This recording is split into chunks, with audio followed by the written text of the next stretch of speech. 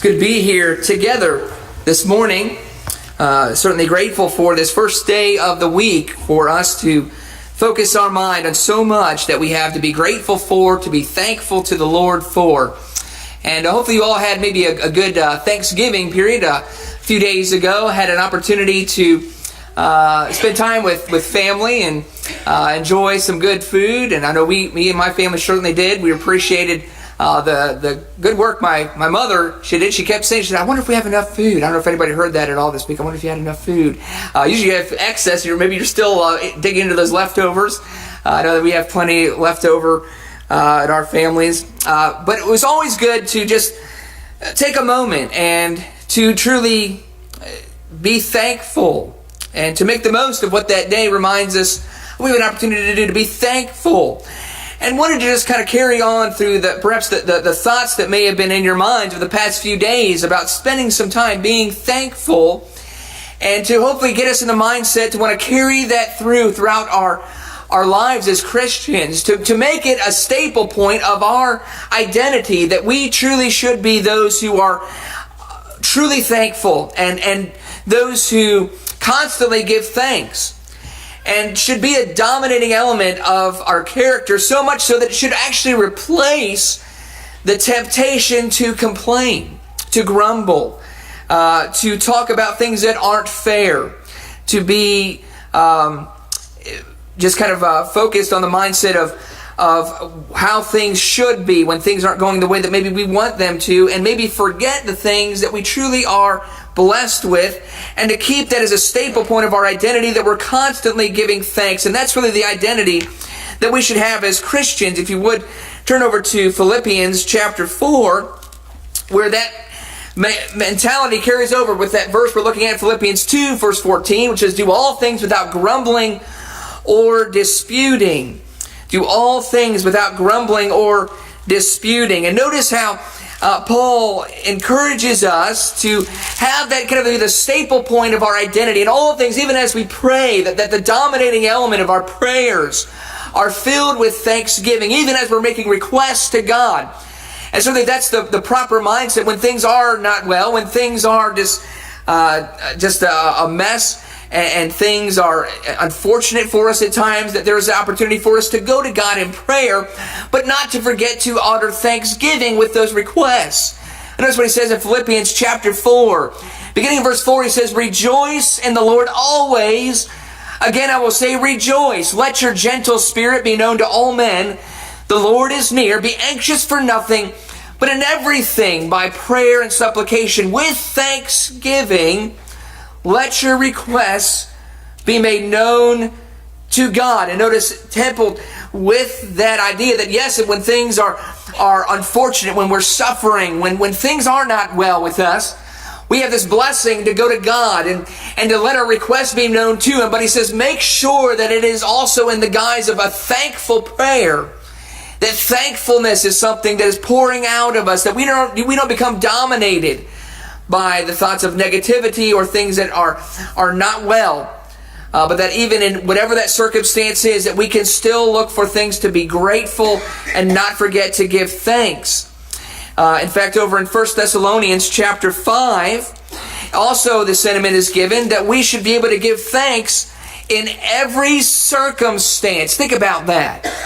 In every circumstance, no matter if it's good or bad, that as Christians, because of the many things that God has blessed us with, mainly spiritually, abundantly beyond anything that we go through physically in this life, one thing that's constantly fixed is the hope that we have a home in heaven.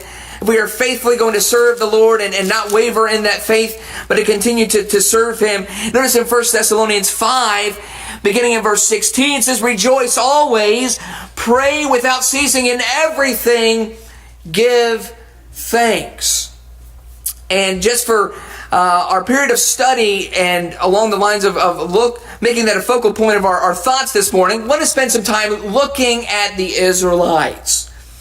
We're taught in Romans chapter 15 that the things written in former times were written for our instruction.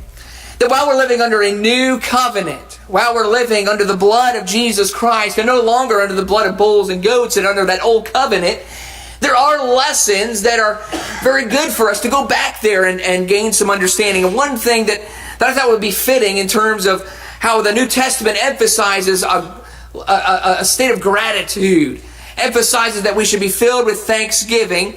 Perhaps look at the Old Testament for a little bit of time and look at how the Israelites failed to do this. There were so many things that God was doing for Israel that they either forgot all completely, or they were overwhelmed with the negative things they were experiencing, that they seemed to overshadow all of what God had done for them. If we want to read something in Numbers chapter 14 that's very, very sad, but should serve as a warning for us and something that we can learn from. In Numbers chapter 14,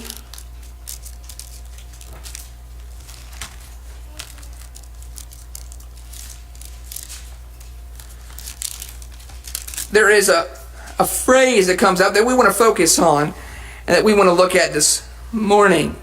Numbers chapter 14 verse 20 says, "So the Lord said, I have pardoned them according to your word, but indeed as I live, all the earth will be filled with the glory of the Lord. Surely all the men who have seen my glory and my signs which I performed in Egypt and in the wilderness, yet have put me to the test these 10 times, and have not listened to my voice, shall by no means see the land which I swore to their fathers, nor shall any of those who spurned me see it.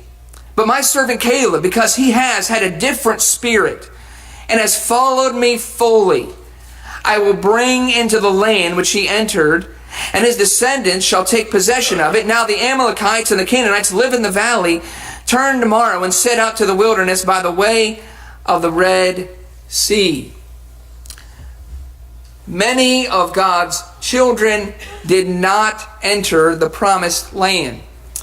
And it's interesting, he points out 10 specific times that culminated in his decision to no longer allow them to enter that place of rest. And we have, again, in the New Testament, it says we have this as an example for us. We have these things written for us to instruct us and to teach us, because we also are sort of wandering through a wilderness, so to speak, or we're on our way to get to a promised land. And we are taught to trust God, to follow Him, and in our trusting in Him and our obedience to Him are to have a total confidence that all things are hopefully going to work out for our good. And we are taught to, with patience and with long suffering, to endure the things that we experience in this temporal existence, but to always have faith and always glorify our Lord with an attitude of thanksgiving. And that to me just kind of made a major point to me, that we're going to go back and look at 10 specific times where Israel specifically murmured, complained. And what's interesting is these 10 times we're going to look at, all of these 10 times happened almost immediately after a major blessing occurred in their life.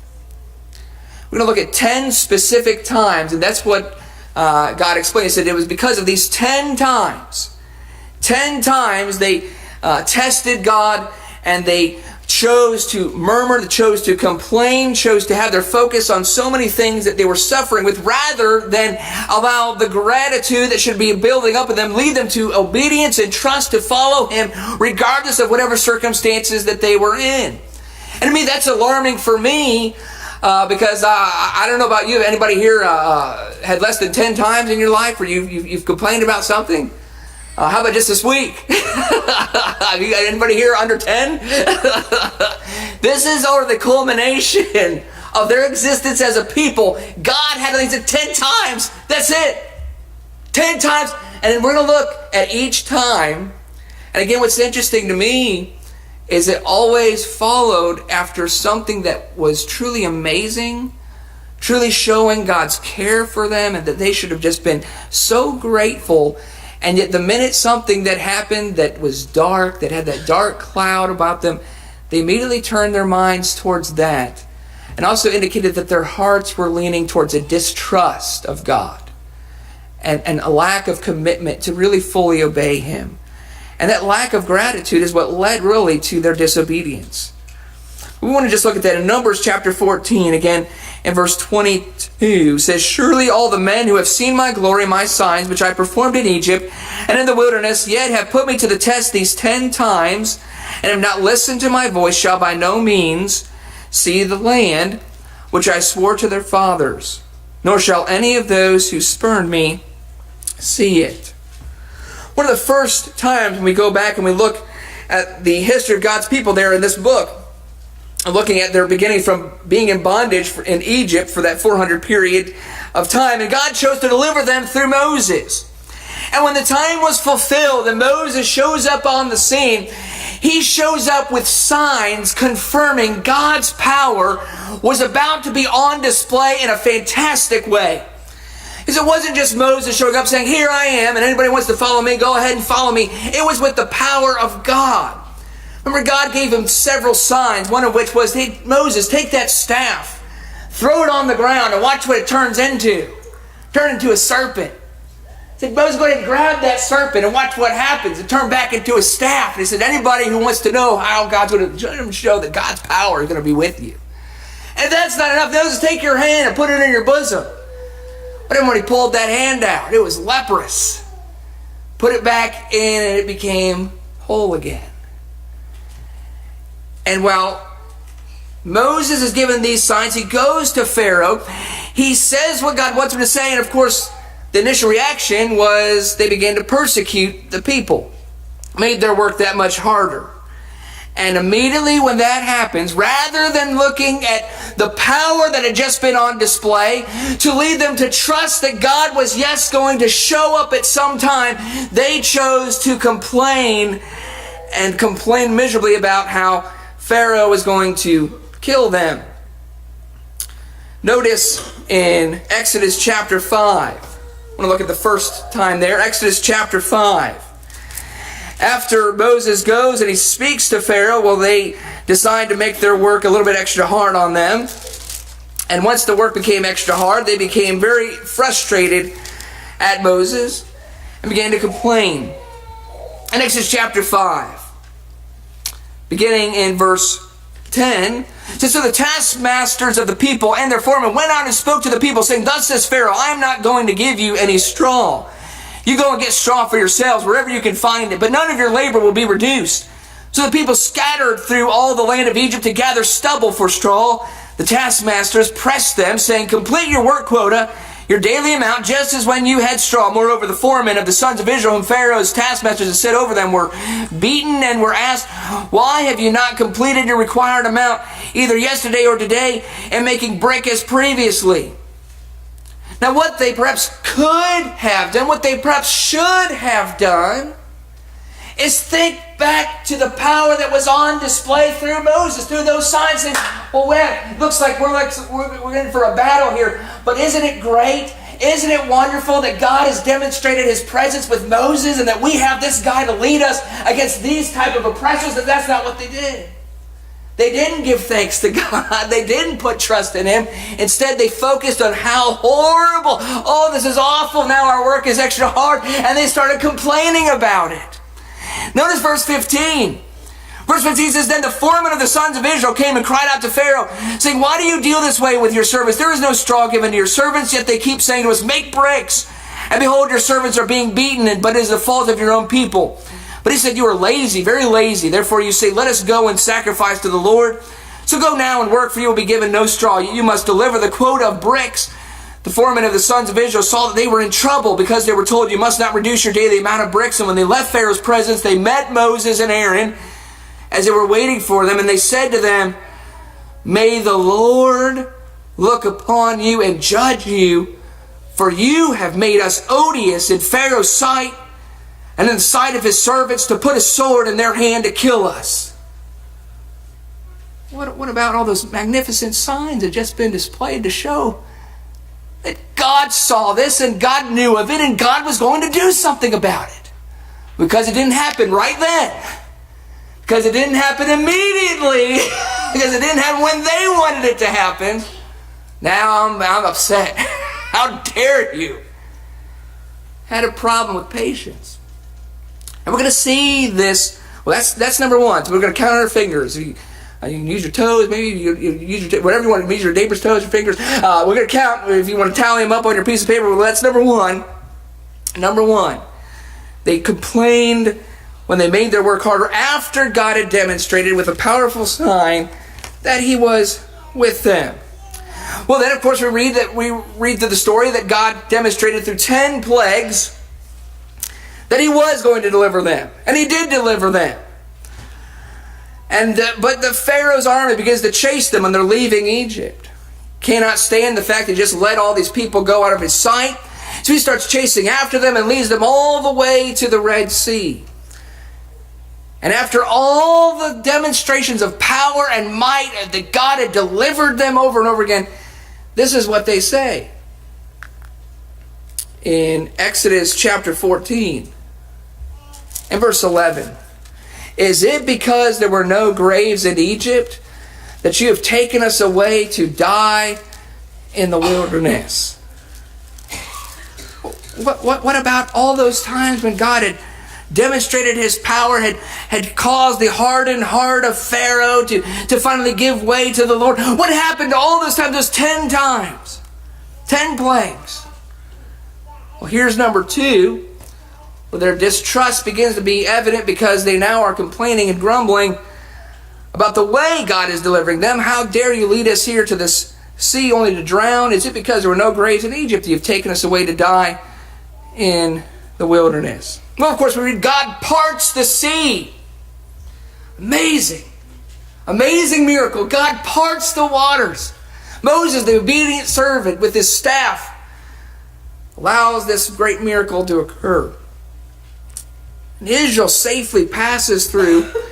And the Egyptian army, they go through and they're destroyed. Truly amazing to see this. But what's truly amazing to me is 3 days later, the water's too bitter for them to drink. And they actually said something about it. They actually said something about water. What shall we drink? Come on, God. What are we supposed to do out here? We're supposed to just drink this bitter water? Complained about it. Only 3 days after this great miracle had occurred. Notice in Exodus chapter 15, beginning in verse 19.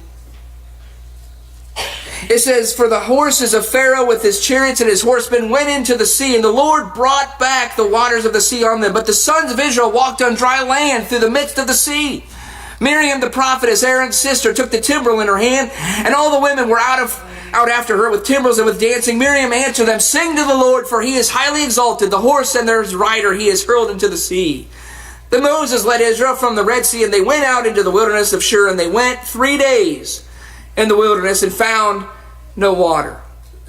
And when they came to Marah, they could not drink the waters of Marah, for they were bitter. Therefore it was named Marah. So the people grumbled at Moses, saying, 'What shall we drink?'" Amazing.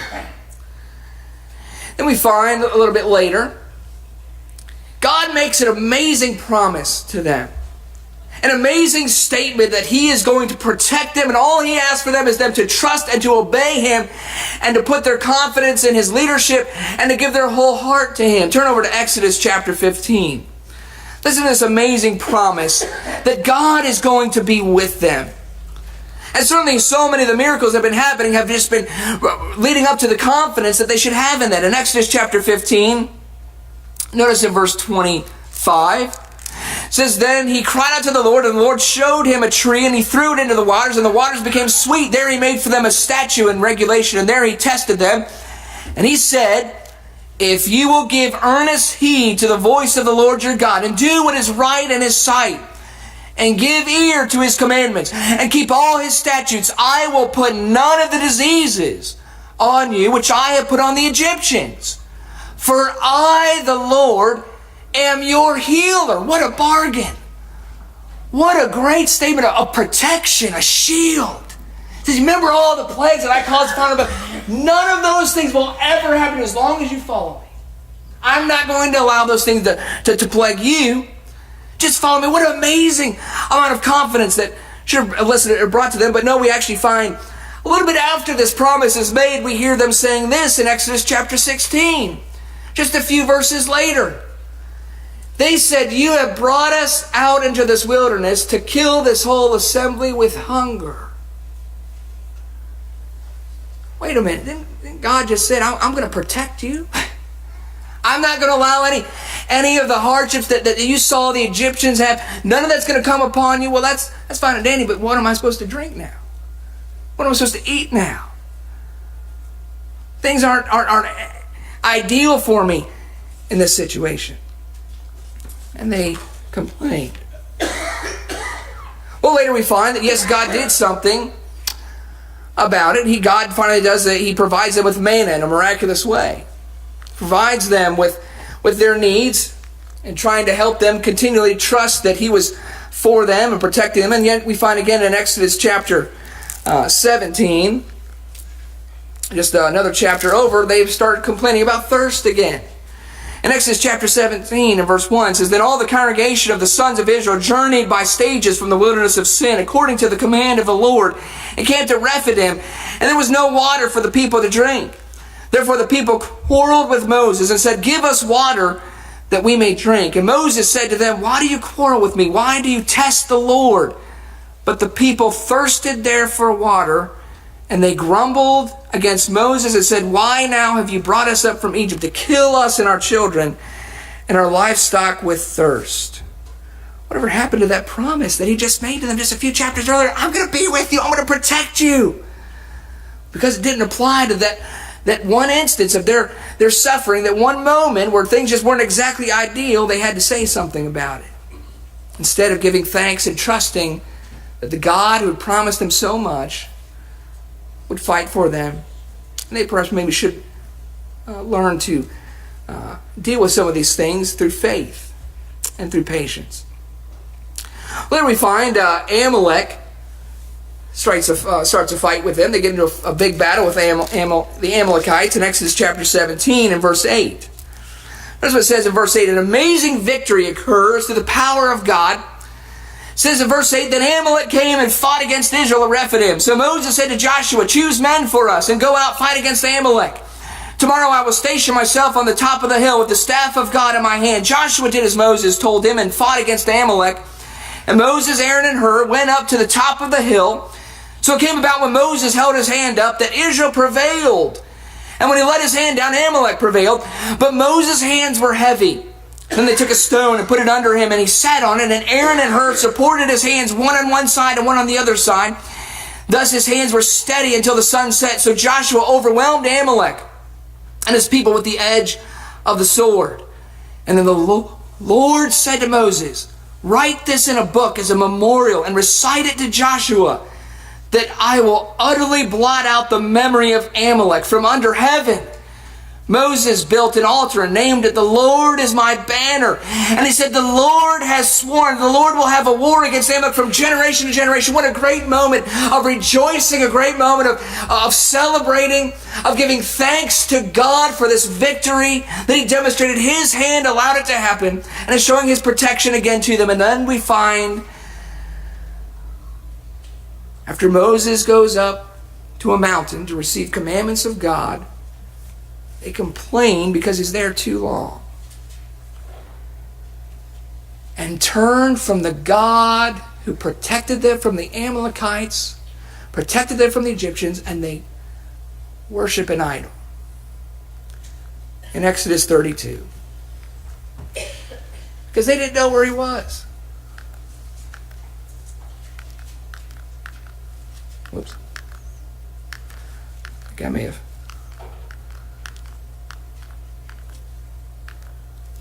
Missed my place there, but turn over to Exodus chapter 32. In Exodus chapter 32. Again, it's so interesting. It's after these moments where God shows up and should produce all kinds of confidence and all kinds of rejoicing and thankfulness, they find a way to look at something and figure out that this is a justifiable reason to turn, to lose hope, and to say something completely negative about it. But Exodus chapter 32 verse 1 says, Now when the people saw that Moses delayed to come down from the mountain, the people assembled about Aaron and said to him, Come, make us a god who will go before us. As for this Moses, the man who brought us up from the land of Egypt, we do not know what has become of him. Aaron said to them, Tear off the gold rings which are in the ears of your wives, your sons, and your daughters, and bring them to me. And all the people tore off the gold rings which were in their ears and brought them to Aaron. He took this from their hand and fashioned it with a graving tool and made it into a molten calf. And they said, This is your God, O Israel, who brought you up from the land of Egypt. And we see again this complaining. This lack of gratitude is eventually what led to them completely turning away from the Lord altogether. When we lack gratitude and when we allow negative things, when we allow negative circumstances to dominate our thoughts, it puts us in danger as to actually turning away and serving other things, serving ourselves, or serving other things of confidence around us rather than putting our trust in God. That's why it's so important for us to be thankful in every circumstance. To even in negative situations where we're suffering, to find a way to be thankful, to demonstrate our trust in God through gratitude. Because without that, we are prone to distrust and leaving. Amazing how it can very easily begin in our lives with just a lack of giving thanks continuously before God. And amazingly, we find that God shows again His sovereign power and His ability to lead them and show them that He is there in the presence among them by filling the tabernacle with His glory. Amazing way that Exodus ends. And this note in Exodus chapter 40, when God's glory fills the tabernacle and demonstrating that in a physical manner that He is still there, and demonstrating His power to create a sense of awe in them, to finally trust in Him rather than themselves. In Exodus chapter 40 and verse 34, it says, Then the cloud covered the tent of meeting, and the glory of the Lord filled the tabernacle. Moses was not able to enter the tent of meeting because the cloud had settled on it, and the glory of the Lord filled the tabernacle. Throughout all their journeys, whenever the cloud was taken up from over the tabernacle, the sons of Israel would set out. But if the cloud was not taken up, then they did not set out until the day when it was taken up. For throughout all their journeys, the cloud of the Lord was on the tabernacle by day, and there was fire in it by night, and the sight of all the house of Israel. And while the physical presence is now being manifested before them, they still find a way to say this in Numbers chapter 11. Remember to Numbers chapter 11 in verse 1. Now the people became like those who complain of adversity in the hearing of the Lord. And when the Lord heard it, His anger was kindled, and the fire of the Lord burned among them and consumed some of the outskirts of the camp. The people therefore cried out to Moses, and Moses prayed to the Lord, and the fire died out. So the name of that place was called Taberah, because the fire of the Lord burned among them. And while God continually is getting more and more agitated with them, you can see the responses are getting a little bit more severe. I have to just be in awe of the patience of God being exhausted when we get to Numbers chapter 11 and some other verses here. But it says later on, even after this event occurs, that they start again complaining about food. Of all the times God has been there and showed up and helped them, and then even tested them to try to allow them to persevere through some of these hardships, that they would ultimately demonstrate that they trusted all of God in a way that would show faith and growing faith. But they've refused to do this. They wanted just perfect conditions all the time. And the minute the slightest element came into their lives and caused them to suffer just the slightest bit, they can't stand it, and they have to complain rather than give thanks for previous times when God shows up. And here's an amazing example here in Numbers chapter 11 and verse 4. It says, The rabble who were among them had greedy desires, and also the sons of Israel wept again and said, Who will give us meat to eat? We remember the fish which we used to eat free in Egypt, the cucumbers and the melons and the leeks and the onions and the garlic, but now our appetite is gone. There's nothing at all to look at except this man. And here you really start to get the anger of the Lord starting to really be kindled as we see starting off with several occasions, but he says he's finally had it. He says, I'm going to give you so much food, it's going to come out of your noses. How about this? I'm going to give you so much, you just can't stand it anymore. I'm just amazed at this reaction, but it shows just how this is truly testing his patience. When again and again and again, we haven't gotten to number 10 yet. We haven't got, with just a few times so far, it's brought God to be this angry with them. Notice his reaction in Numbers chapter 11 and verse 16. It says, the Lord therefore said to Moses, gather for me 70 men from the elders of Israel, whom you know to be the elders of the people and their officers, and bring them to the tent of meeting, and let them take their stand there with you. Then I will come and down and speak with you there, and I will take of the Spirit who is upon you, and will put him upon them, and they shall bear the burden of the people with you, so that you will not bear it all alone. Say to the people, consecrate yourselves for tomorrow, and you shall eat meat.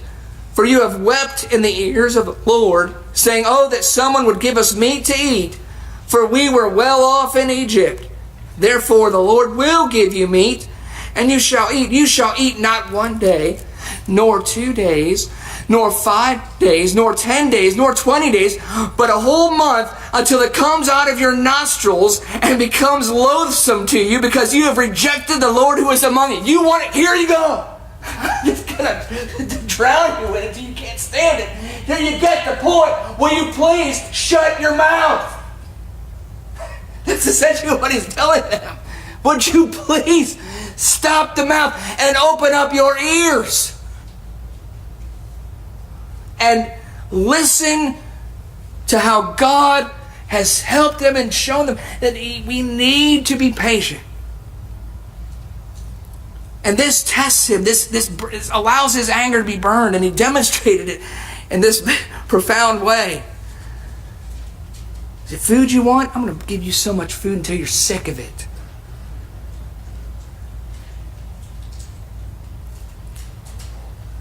Remember when Jesus was tempted in the wilderness? Remember his profound words, man does not live by bread alone, but by every word that proceeds from the mouth of God. He recognized how his previous descendants failed to learn that. And he, through the Gospels, teaches us in a major way how we need to trust him and trust that there's more than just food and clothing. This life is more than just being comfortable. The Lord wants us to have faith. And if it takes being tested, if it takes being uncomfortable at certain moments of life, then it allows that faith to mature so that we can have a sure entrance into eternal life when this life is over. And again, we find more complaining even after this. Numbers chapter 12. You think having a humble servant like Moses was something for them to be thankful for. No, they found even a complaint against Moses. In Numbers chapter 12 and verse 1, it says, then Miriam and Aaron spoke against Moses because of the Cushite woman whom he had married, for he had married a Cushite woman. And they said, has the Lord indeed spoken only through Moses? Has he not spoken through us as well? And the Lord heard it. The Lord heard it. And we find in Numbers chapter 14 the ultimate insult to God. After they spy out the land, after Caleb encourages them and says, we can take it. We can do this. They say in Numbers chapter 14 and verse 4, so they said to one another, let us appoint a leader and return to Egypt. Again, just very quickly, 1 Corinthians chapter 10 and verse 11 reminds us again that these things happen for us. These things happen so that we might take notice and might apply it. 1 Corinthians chapter 10. Notice in verse 6, it says, now these things happen as examples for us so that we would not crave evil things as they also crave, do not be idolaters as some of them were, as it is written, the people sat down to eat and drink and stood up to play. Nor let us act immorally as some of them did, and 23,000 fell in one day. Nor let us try the Lord as some of them did, and were destroyed by the serpents, nor grumble as some of them did, and were destroyed by the destroyer. Now these things happened to them as example, as they were written for our instruction, upon whom the end of the ages have come. I just want to bring these things to our attention that we might, again, perhaps learn from the lessons, the mistakes that they made. And recognize that certainly this life is going to have its pitfalls. Certainly while it's going to have its high points, it's going to have its low ones as well. And let us develop a deep trust in God and have our minds centered on His glory and on His protection, so that we might protect our mouths and watch ourselves. We do not put Him to test by the things we say to complain about Him.